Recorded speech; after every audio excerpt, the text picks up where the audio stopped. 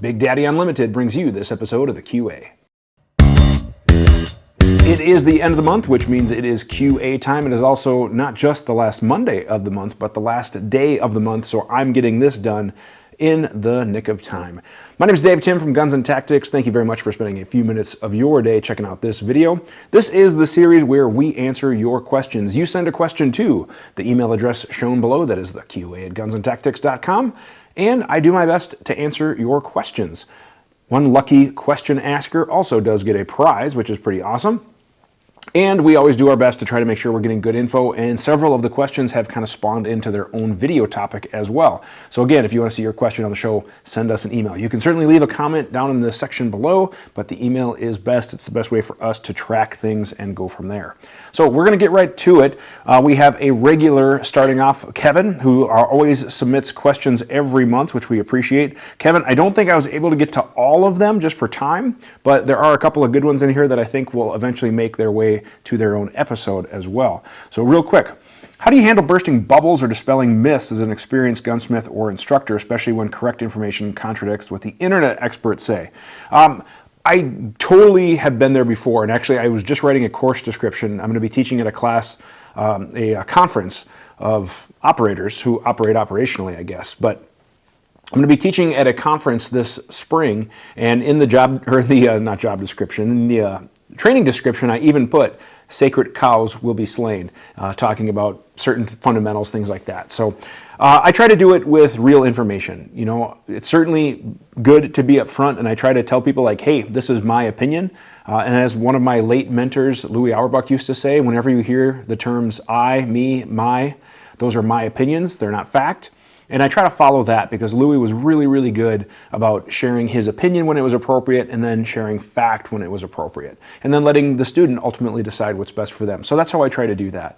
Now, some of the stuff out there might not even necessarily be a myth. Things just might have, evolved, or we could have, gotten updated techniques or, technology or whatever it might be. So it wasn't necessarily even bad information then. It was the best of what they had. And now we just have better information. So I just try to be upfront with that. Does it make sense to keep the chamber of an AR dripping wet? No. Just lube the bolt in the carrier. I don't want the chamber wet at all. I want that dry and nice and clean.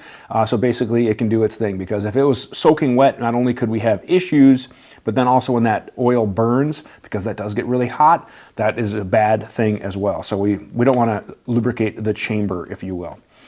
Do you recommend loading AR mags to full capacity or -2? For me, out of habit, I just load everything to 28. I know with the new P mags and some of the new GI springs and stuff like that, they say you can load them to 30, which you probably can, but for me, out of habit, I still load everything to 28.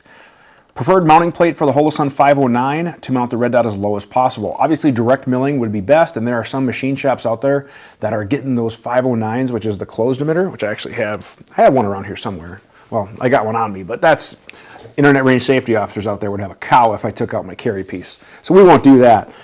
However, that being said, if you get it machined, I've seen some gunsmiths that are really, really getting it super low. I don't have a CNC, so I'm not doing any slide milling for any complex cuts, but although I probably could do that on manual mill, it's just I don't know if it'd be worth the time. But anyways, answer your question, CHPWS. I've also heard that a couple other companies are working on a 509 plate, but right now for like Glock MOS and Walther and popular platforms, I think for the 509 CHPWS, and plus they, I know that they've, if you do homework on CHPWS, I know there are some people that have had issues. My personal experience, and I've literally got probably 12 of my own plates on various guns, and I've given away at least 12 plates at classes because they do support my channel. They do support the training, that I do. So if you think I'm biased or whatever, I'm just going off my experience. And they were nice enough to send me a big box of plates saying, hey, we appreciate your training, and if you need to give these out to students who need them, please do. And they have, and we have not had any issues. So that's just my experience. So doing well for me. Now, do I know other people have had other experience? Absolutely, but I can just speak off mine. Favorite blocks for gunsmithing use? Believe it or not, back in the day, the old Brownell's orange front sight base block was like a godsend when that came out. Now we just don't see too many front sight bases anymore for ARs. So my go-to blocks are just a standard Delrin, the green Brownell's one, or if I'm doing other gas block stuff, Forward Controls makes a nice one. Otherwise, the new Midwest Industries ones, which are actually off just out of camera, or out of reach there off camera, the new Midwest Industry AR tools are really, really nice as well. One of the things that I am planning on doing is kind of a Tim's, the Gun Tool Man, and it's kind of an homage to the old Home Improvement, but I do want to do some Gunsmith tool videos where I kind of walk around the shop and open up drawers and talk about different tools. So it's on the list. It's just a matter of, getting all of that organized to do. Tricks of the trade, Magpul Moe SL Hand guards. I have one of those tools that hooks into the mag well, has 2 bars that I can come up and pull off the delta nut and get leverage. That just makes life so much easier just to get that clearance. And then otherwise, sometimes it's just you get them close, then you kind of have to use a rubber mallet to kind of just get everything tapped into place, because getting everything aligned on those can be a pain. So just practice. We actually put those on our department patrol rifles, I don't know, a couple of years ago. So I was doing about 10 of them, and you just kind of got some practice and you got pretty good at it. Extractor Spring insert O-ring necessary. What have I found? I still use a black insert, good quality spring, either Colt or a good quality equivalent, and then I do use O-ring, and that's generally what my go-to is. I think I did a video on some of that before. If I did, there'll be a link up there. It maybe was on the old channel. Otherwise, I will definitely do an updated version on that. Is there a preferred fitting block setup when checking hammer and sear engagement on an AR when tuning with power custom stoning? Here's the thing.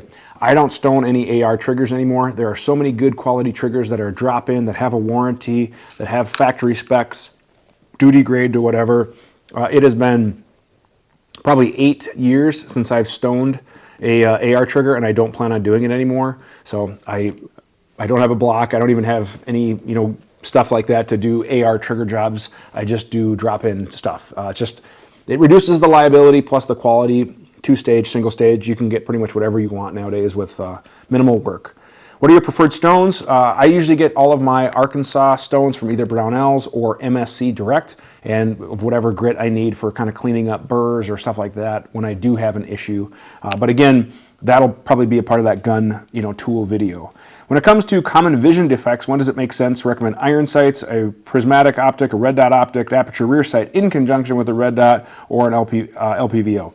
Obviously, it's going to depend on everybody's eyes, and you mentioned too about how some people have had success using the rear aperture with a red dot, so that way it kind of causes their eye to constrict, or maybe work on their astigmatism or something like that.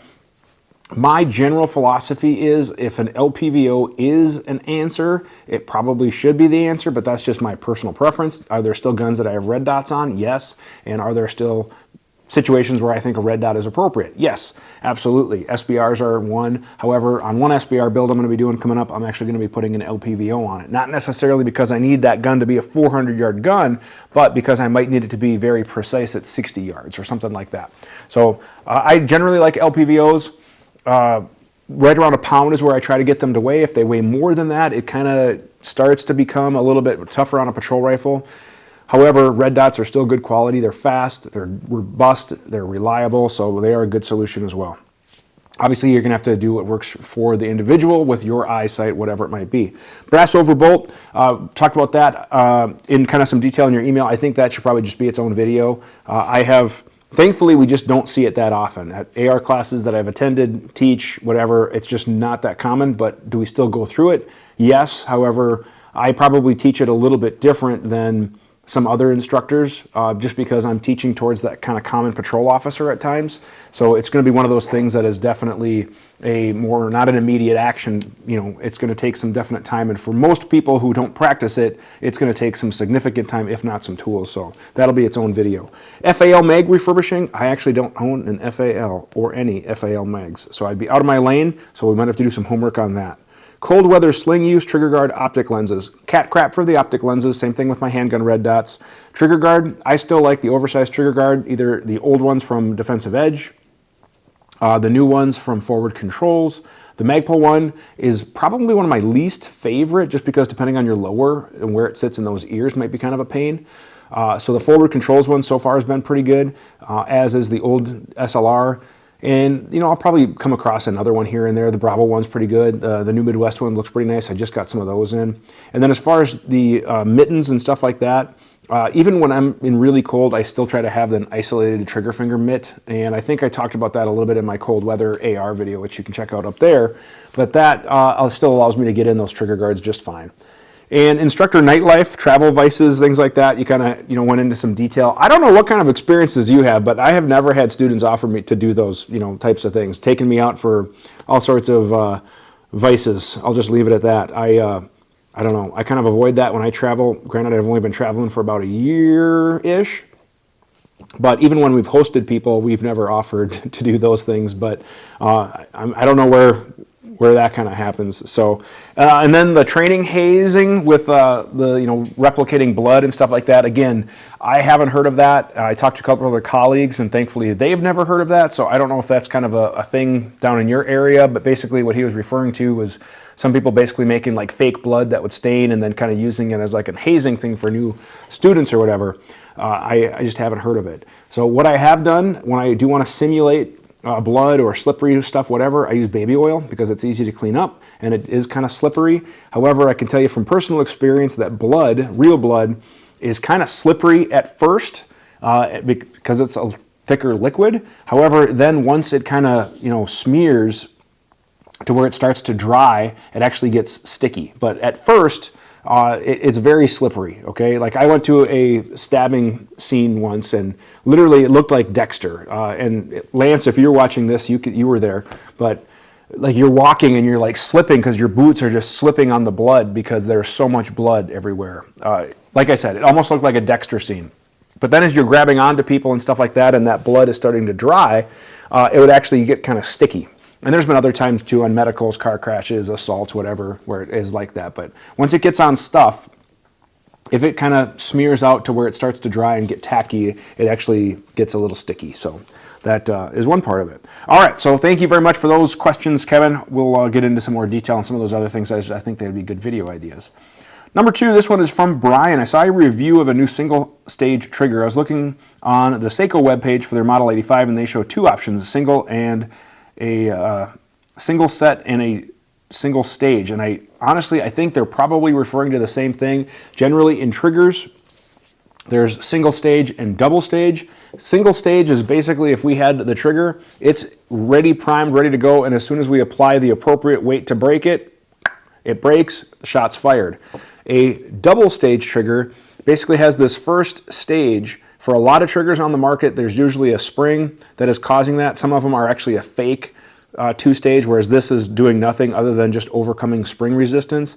On other triggers, this is actually moving the sear or some type of a disconnector a certain amount, and then we get to that wall, we break that, and then the shot is fired. So a single stage, we're already at the wall, if you will. As soon as we apply the appropriate weight to break that, boom, the sear engagement breaks and the shot is fired. On a 2-stage, we have the first stage, and then we hit the wall, and then we have to break the shot. And what is your preference is kind of up to you. On precision rifles, I kind of like 2-stage triggers better, just because it allows me to prep, get ready, get in there, prep the trigger against the wall, and then when everything is right where I need it to be, I can go ahead and break the shot. However, on my last Voodoo, I ordered it with a single stage to kind of try out as well. This one is from Charles. I have a 22 long rifle AR that I'm shooting a 223 ASC Jet Z CQBS silencer. I'd be very interested to hear the best way to clean the lead deposits out of the sealed unit. First things first is check with the manufacturer. I don't know what that one is specifically made out of. Certain materials, such as titanium, aluminum, things like that, can be harmed by certain chemicals that are commonly used to clean suppressors. So check with the manufacturer, see if they have any ideas. Otherwise, the technique that I really like when I clean sealed units is a soak in WD-40. Go down to my local fleet store and I buy the big jug of WD-40. I have kind of like a PVC pipe container somewhere around here that I fill, and then literally I will dump the suppressor into that and let the WD-40 soak. And that actually does a pretty good job of loosening gunk and grime and things like that up to where it'll pour out. Repeat if necessary. Depending on what the suppressor is made out of, I also love throwing my sealed suppressors in ultrasonic cleaners. That does wonders, but make sure you're using a safe cleaning solution. Some of the stuff that's out there can be harmful to titanium or aluminum, so make sure you check with the manufacturer on what it's made out of and see if they have any recommended cleaning. If you are going to be using an ultrasonic cleaner, make sure the suppressor is resting on something, because if it's metal on metal in the tank, then obviously you can have some issues with that. So definitely make sure you take care of that as well, like a little plastic tray or like a little, wood bumper or whatever it might be. So definitely take good care of that. All right, before we get into our last few questions, let's go ahead and give a shout out to our sponsor, which is a new sponsor, Big Daddy Unlimited. Big Daddy Unlimited, as you may have heard, is a members exclusive firearms, ammunition, and accessory buying webpage. And let me tell you, their prices are absolutely outrageous. Some of their stuff I'm actually convinced they lose money on just to kind of get you in to buy stuff. Kind of like those good old Costco hot dogs that we all love. Which, if you've never had a Costco hot dog, seriously, they're amazing. Anyways, back to Big Daddy Unlimited. It is a members only. They do have a trial where you can start out for your membership for only 99 cents. And then after that, it is $10 a month. But the pricing is absolutely outrageous. And they have over 300,000 items. I wish I could show you what the prices and everything else was because I can't, it's members only. But if you sign up using the link, you save yourself some money when you sign up. Plus, you're going to save yourself some money on every one of your orders. And if you're like me that likes to buy a bunch of stuff, guys, watch out. Hide your credit cards. The money savings here are going to lure you right into the point you're going to want to open up your own credit card. I'm serious. It's that good. Big Daddy Unlimited, thank you very much for your support. Check out the link below if you want to sign up. It does help out the channel as well. And I look forward to seeing and hearing about all the cool stuff you buy. And they have a really cool sale going on right now, too. All right, back to it. This one is from Dave. Hi, my name is Withheld. I'm a senior deputy with Agency Withheld, training coordinator, and I hope this email finds you well. Agency is considering Staccato P for duty use. However, they have some concerns over the lack of an internal drop safety. So, and then we kind of talk a little bit more. I did email you offline because, full disclosure, I am a part of Staccato's blue team, so I'm getting you in touch with the reps and things like that. But just so everybody can also kind of gain a little bit, the 1911 does have safeties, but it doesn't have like a firing pin safety that you may hear about on a striker fired platform. Now, yes, there are the Series 80 1911s that Colt tried. However, those suck and nobody uses those. But they did have a firing pin safety, if you will. The reason why a 1911 doesn't really need one of those is because of a couple reasons. Number one, it has an external safety. But what if that external safety was turned in the fire position and the gun dropped? Well, then we also have the grip safety. Now, that grip safety prevents the trigger from physically moving back to the rear because that grip safety, and I'm going to do a separate video on this because I think it's a really good idea, but there's actually a tab or a nub, if you will, on that grip safety, and the trigger bar is right up against that, or the trigger bow, excuse me. When the grip safety is pressed, this pivots up, allowing that trigger bow to move back and forth and the gun to fire. When that grip safety is engaged, or disengaged would probably be the better term, that gun cannot fire. The trigger cannot go back. And then we also have the sear surfaces being precise fit as they are. And then we also have a firing pin spring to prevent the floating firing pin. It does not have a floating firing pin. So again, it's a very safe gun. I was talking to a huge agency in California. I'm not going to say who, but they're huge, like Mongolia's big. And I was talking to them, and they do a 6-axis drop test. So you can imagine the 6 ways to drop it from 5 feet is what I believe they said. And the Staccato P passed flying colors. I know another large agency that put their gun, it was the U.S. Marshals. I was talking to one of their guys, and he said, not to quote him, but he thought that they followed the NIJ testing protocols, which also does include drop tests, which includes a primed case. So I have no reason to suspect, to be suspicious, but I get why certain administrators are. It's different, okay? I totally get that. But I'm going to do a separate video kind of getting into more detail of transitioning to the 2011 because I think there's a couple other really big perks on the 2011 safety systems. And let's face it, the most dangerous time when an officer is most likely going to have a negligent discharge or an accidental discharge, depending on what you want to call it, is when they're holstering the gun. That's an incredibly common time. And depending on how you holster your gun, which we'll talk about in the video, arguably the 2011 or 1911 platform is actually safer to holster. Now, here's the other caveat. Don't put stupid rubber bands or duct tape or anything else around the grip safety. That's just not what they're for. So, and that's why also I laugh because some of these other gun companies have said, oh yeah, we're coming out with a duty gun, but yet they use pinned grip safeties. Think about that one. So, but anyways, Dave, we'll talk more. I do appreciate it. If you would like to see a shoulder patch up there, well, it wouldn't be shown on camera, but I would be in your debt if you would consider that. All right, Few other questions left, and then we'll get to our prize. This one is from Troy. Speaking of 2011s, I kind of moved this one here. 2011 magazines. What are the difference between Gen 1, Gen 2? Now I even see Gen 3, plus the aftermarket. Gen 1 was the first one, and I will do a video on this because I think it's actually a really good topic. But these are Gen 1 mags. They have kind of these lines. You had to use a spacer. You had to get them tuned. That was the biggest pain in the butt of a 2011 platform. When I ran a 2011 competition, I had to buy tuned magazines. So that was a pain. Then the Gen 2s came out. No more spacers, a little different body shape. These were way more reliable, almost to the point where we didn't need to tune them. Every now and again, I would have an early Gen 2 that I would need to adjust just a little bit. There was different versions and little upgrades within the Gen 2, so followers, how they're tuning springs, stuff like that. The latest ones, say, I don't have one handy, but they look just like this except for they say G3, and that is the latest version. Little tweaks along the way, and again, spring follower. So those are the current ones. There are some companies that are making aftermarket mags, and I have not used them, so I can't testify to how good they are, but I've heard decent stuff. But I'm going to do a different video just on 2011 mags, the identification, kind of care, love, feeding, maintenance of your 2011 mags, because these things aren't cheap. This one's from Jonathan. Jonathan says, did you see anything cool at SHOT Show? No videos from SHOT Show this year. What's up with that? Yes, that is true. We did not do anything because unfortunately I was not able to go to SHOT Show, which is always a bummer. I do like going. This year I had a lot of stuff going on for the day job. We had an internal and external hiring process that I was a part of. In hindsight, would I wish I had went to SHOT Show? Kind of. I kind of wish I would have just took some time off and went and networked and maybe made some better connections or whatever. So it was a good year. I've heard a lot of guys did some really good networking, made some good connections, which is always good. Attendance was down. And as far as like new stuff, I'm excited about a few things that I hope I'm going to be doing some videos on. Just off the top of my head, and I'll probably come up with more of a list. Leupold, their Patrol 1-6, looks like a pretty darn nice LPVO. Staccato has a new grip texture, which looks pretty nice as well. I'm hoping to get my hands on that, plus a comp that looks pretty good from Dawson. So, okay, alliances aside. There is also a company that is coming out with a reduced size 22 AR platform rifle, which I think will be a huge hit for the youth market, which having kids myself looking to take them to the range and having struggled with larger guns, I think that'll be really cool. So I'm hoping to actually do a video on some of that stuff. Oh, I guess I forgot to turn that speaker off.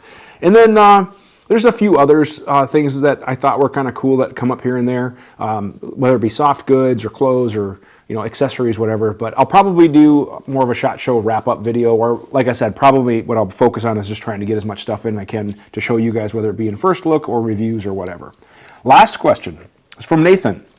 Hi, I'm a new shooter. I've taken a couple of basics classes and want more. In my area, options are limited, so do I travel? Try to get someone here? What are the next steps? And then also, what is a class or type of class I should look at? Here's the best advice I will give you. Don't be afraid to travel. Don't be afraid to do your homework. Don't be afraid to look for a good quality instructor with a good reputation. Look for after-action reviews. Don't be afraid to ask that instructor for references as well.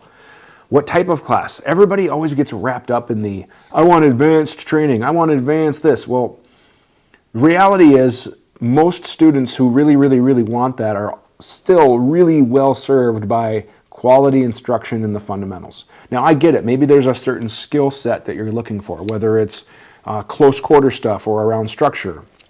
Maybe it involves some movement. Maybe it involves close up to people or something like that. And there are classes that kind of specialize with those skill sets from a variety of instructors that do a really good job.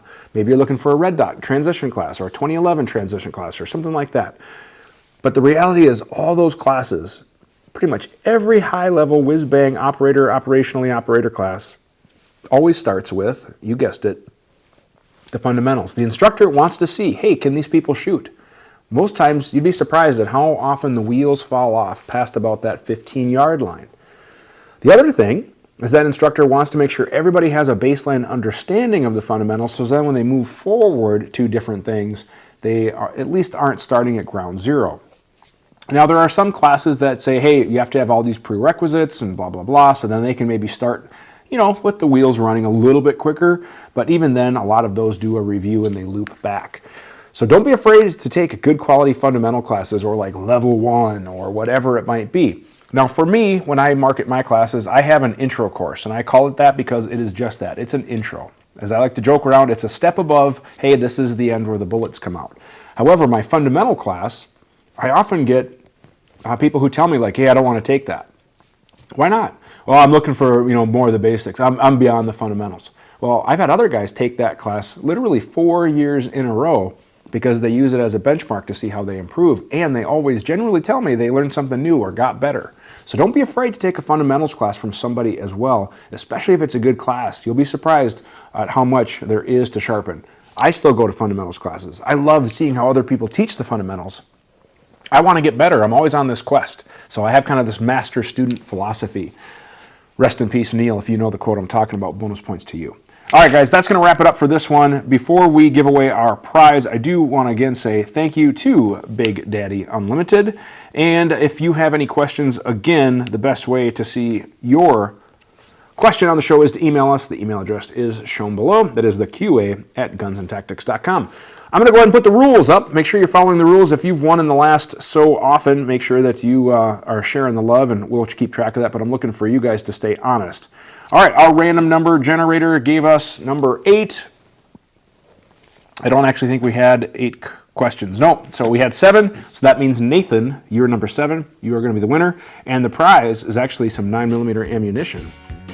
Pretty crazy, with a street value of $11,282. No, I'm just kidding. Well, actually, it might not be. Wait to see how 2022 goes. Again, I thank you very much for spending several minutes of your day listening, whether you're on your podcast or watching this on YouTube. Do appreciate it. Check out our webpage, social media, lots more content coming. It's going to be a great year. Hope 2022 is off to a good start for you, and look forward to seeing you throughout the year. Thanks for watching, and have a great day. We work really hard to make content that we hope you as a shooter would enjoy. Subscribe to our channel, check out our featured videos and playlists, and if you have a question firearms related, go ahead and send an email to the address shown on the screen to be entered into our monthly QA series.